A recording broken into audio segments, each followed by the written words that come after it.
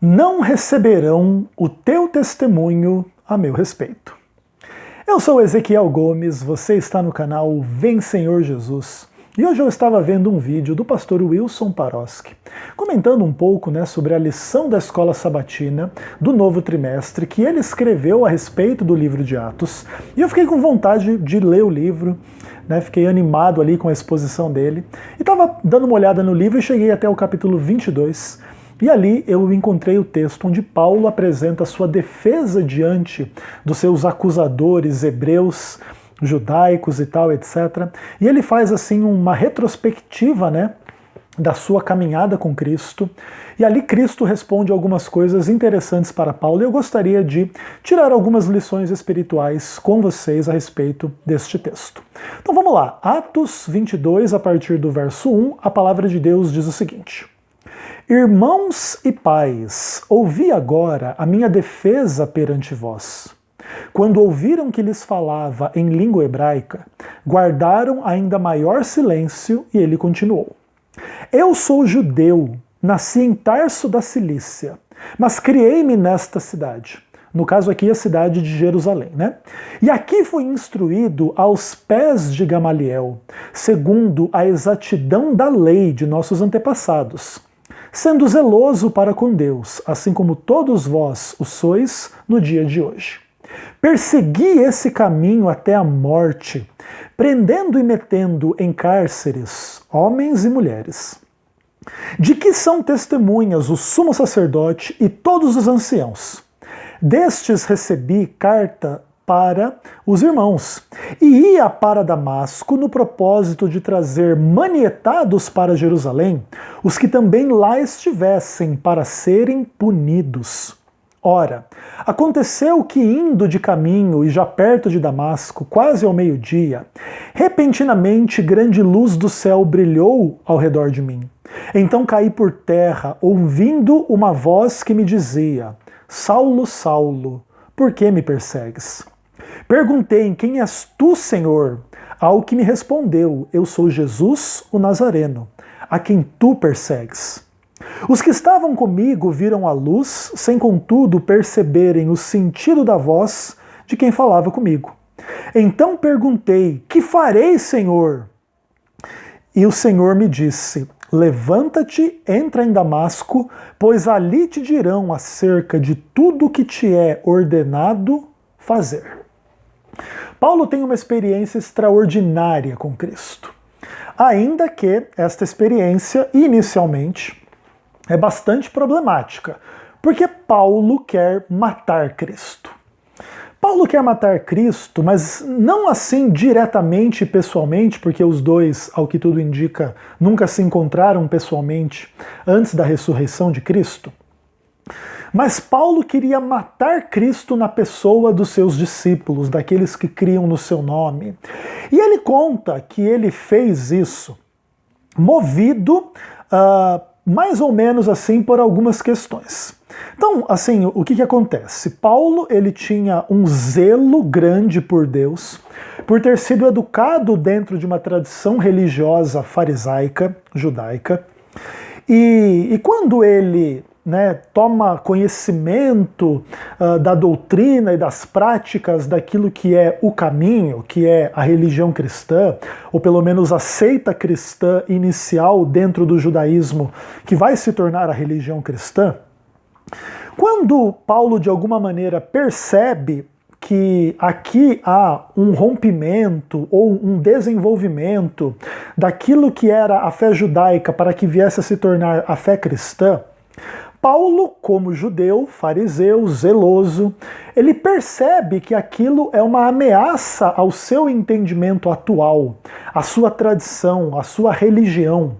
E Paulo reage como um clássico fanático religioso, que vai perseguir, inclusive até a morte, até a tortura, até a prisão, as pessoas que creem diferente daquilo que ele crê, e que podem, de alguma maneira, ameaçar a sua religião tradicional. E ali Paulo segue esse caminho e ele tem um encontro sobrenatural com Cristo, e Cristo o confronta como se fosse pessoalmente perseguido por Paulo. Por que você me persegue? E, claro, o relato mais famoso dessa história está em Atos capítulo 9, mas aqui Paulo reflete sobre esta história. E ele cai por terra e ele ouve essa voz, as pessoas ao seu redor veem a luz, percebem uma situação estranha, mas não conseguem perceber o sentido, né, da experiência que Paulo estava tendo ali com Cristo diretamente. E aquilo, de alguma maneira, faz com que Paulo sinta reverência diante da manifestação, porque imediatamente ele já chama aquela voz, né, aquela pessoa, aquela luz que falou com ele de Senhor e o que eu posso fazer. E Cristo orienta para que ele entre na cidade de Damasco, para onde ele iria, pegar os cristãos e as cristãs pelos cabelos e etc, e amarrar todo mundo, levar todo mundo preso para Jerusalém. E ali Jesus diz, entre em Damasco que você vai receber as instruções a respeito de tudo o que seria ordenado a Paulo fazer. E ali ele continua o relato. Tendo ficado cego por causa do fulgor daquela luz, guiado pela mão dos que estavam comigo, cheguei a Damasco. Um homem chamado Ananias, piedoso conforme a lei, tendo bom testemunho de todos os judeus que ali moravam, veio procurar-me e, pondo-se junto a mim, disse: Saulo, irmão, recebe novamente a vista. Nessa mesma hora recobrei a vista e olhei para ele. Então ele disse: O Deus de nossos pais, de antemão, te escolheu para conheceres a sua vontade, veres o justo e ouvires a sua voz da sua própria boca. Porque terás de ser sua testemunha diante de todos os homens, das coisas que tem visto e ouvido. E agora, por que te demoras? Levanta-te, recebe o batismo, lava os teus pecados, invocando o nome dele. Tendo eu voltado para Jerusalém, enquanto orava no templo, sobreveio-me um êxtase. E vi aquele que falava comigo: apressa-te, sai logo de Jerusalém, porque não receberão o teu testemunho a meu respeito. Eu disse: Senhor, eles sabem que eu encerrava em prisão e nas sinagogas açoitava os que criam em ti. Quando se derramava o sangue de Estevão, tua testemunha, eu também estava presente, consentia nisso e até guardei as vestes dos que o matavam. Mas ele me disse: vai, porque eu te enviarei para longe aos gentios. Quando Paulo vê aquela luz, aquela experiência sobrenatural com Cristo, ele fica cego. Depois, por milagre, Ananias recebe a orientação da parte de Cristo. Toda a história já é contada previamente no livro de Atos, né? E ali Cristo fala com Ananias, o texto inicial lá de Atos, capítulo 9 e 10, inclusive relata que Ananias fica até surpreso, mas isso é uma praga, isso é uma peste, está perseguindo a gente. E Jesus fala que Paulo era um escolhido e que iria sofrer muito pelo nome de Cristo.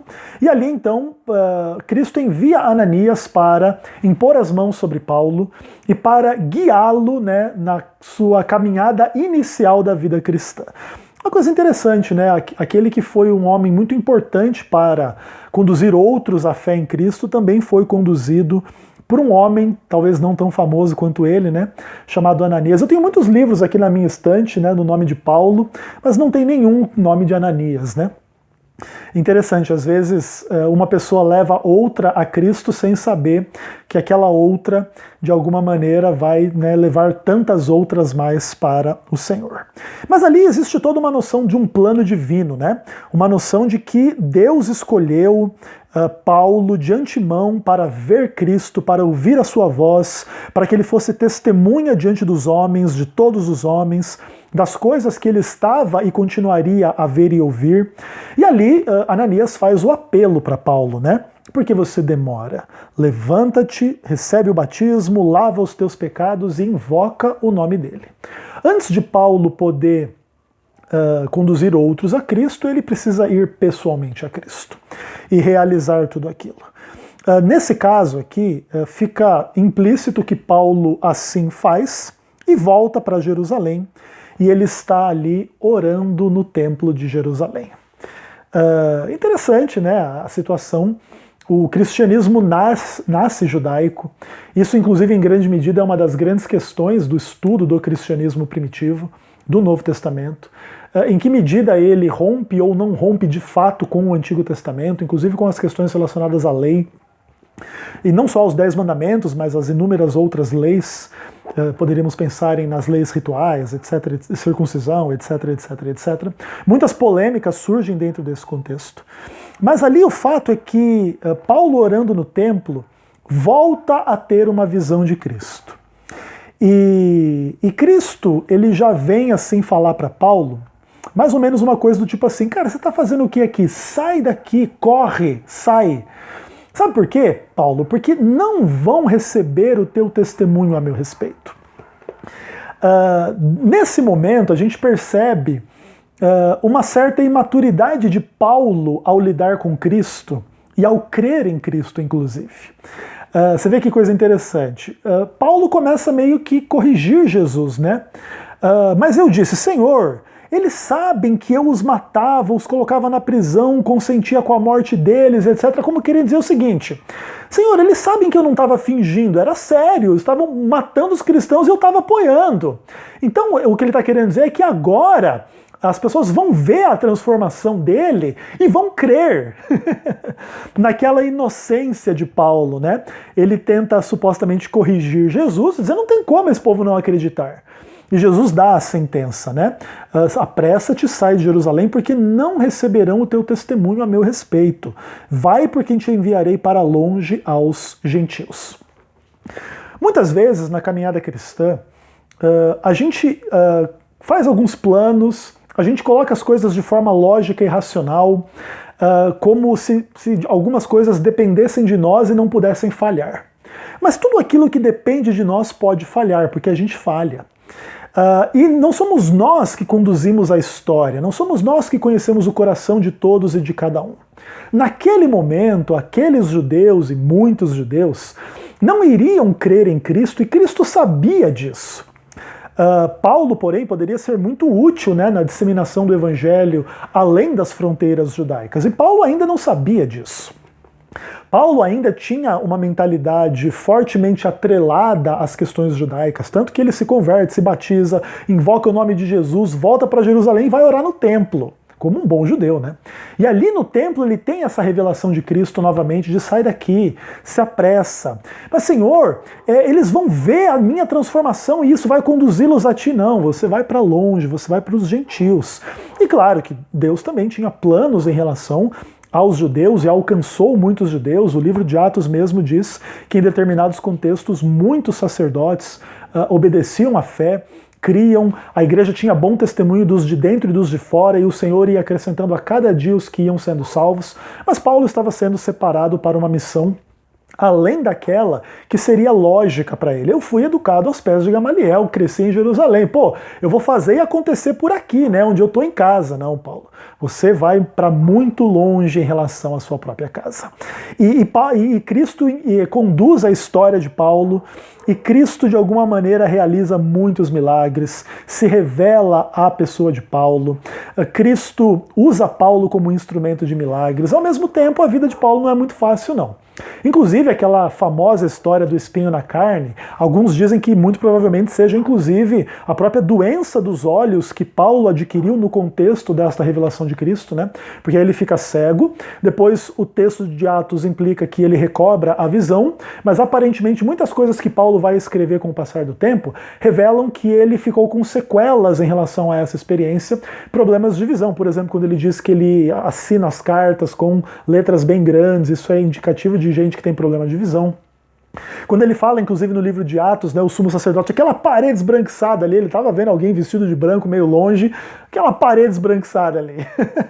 Inclusive uma coisa interessante, né, que Paulo, ele conhecia pessoalmente os anciãos, o sumo sacerdote, recebeu deles as cartas para ir prender as pessoas, etc. E agora queria testemunhar para essas pessoas de que Cristo é real, de que Cristo se revelou a ele, e etc. Mas aquele testemunho naquele momento não seria útil, não seria efetivo, não traria salvação àquelas pessoas. Até porque quem não quer ver a verdade, não importa o grau do testemunho se fale, né? Que se explique, que se confronte, que se traga, porque a pessoa sempre encontra uma forma de fugir. E Paulo não era a pessoa para fazer a obra entre aquelas pessoas. Inclusive aquelas pessoas, se pudessem, iriam matar Paulo. Inclusive, em pouco tempo, a história do livro de Atos, no capítulo 23, vai falar que alguns dos judeus, eles juram entre si nunca mais comer ou beber antes de matar Paulo. Né? E Paulo é liberto das mãos deles de forma miraculosa e vai testemunhar para os gentios e vai escrever as suas cartas, e todos nós somos beneficiados do fruto do ministério do apóstolo Paulo. Sejamos nós de descendência ou ascendência judaica ou gentílica, Paulo é um grande mestre e uma pessoa que faz muita diferença na vida de muita gente, mas não faz na vida de todo mundo. Nós não temos uma esfera absoluta de atuação. Nós não temos uma garantia particular e pessoal de que as pessoas vão crer por causa da nossa experiência, da nossa fé, do nosso conhecimento, da nossa missão, mas Deus tem aqueles que nós podemos influenciar e ajudar no sentido de conhecê-lo. E isso é o que importa. Nenhum de nós pode salvar o mundo, só Cristo pode fazê-lo. E Cristo pode nos usar dentro da nossa limitação, dentro da nossa incapacidade. Às vezes ele nos encontra de forma rebelde, de forma, envolvidos em heresia, mentira, maldade, malícia, vaidade. Ele vai lá e realiza um milagre na nossa vida e nos usa poderosamente.